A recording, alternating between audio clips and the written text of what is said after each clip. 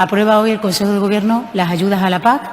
con un importe, con un presupuesto de más de 513 millones de euros. Dentro de ese presupuesto global de 513 millones de euros se incluyen algunas partidas destinadas a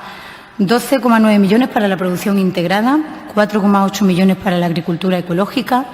1,5 millones para la producción de tabaco, 16 millones para pagos compensatorios por zonas de montaña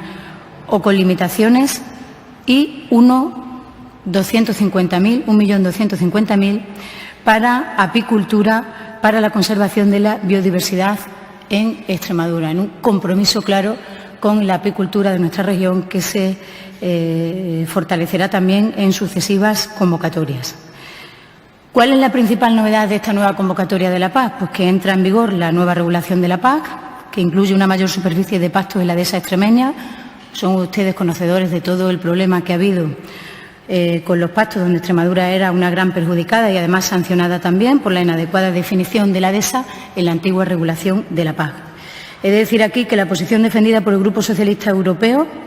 gracias a esa posición defendida hoy aprobada, se reconoce el derecho de los Estados miembros a considerar pastos permanentes aquellas superficies en las que predominan árboles y arbustos, lo que permite poner en valor un ecosistema tan extremeño como la dehesa. Se trata, por tanto, de una medida